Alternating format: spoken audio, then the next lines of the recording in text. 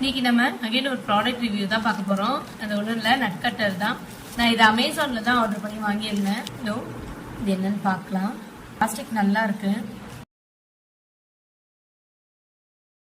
இதில் நல்லா ஷார்ப்பா இருக்கும் போல் இருக்கு.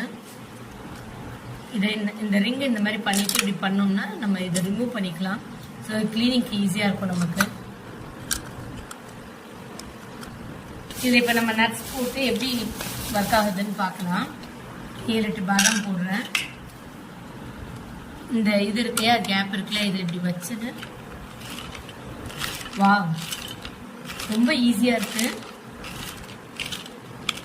ரொம்ப ஈஸியா. நல்லா அழகா பாதாமை இவ்வளோ மெல்லிசா வைக்க முடியுமான்னு என்ன நினைச்சு கூட பார்க்க முடியல.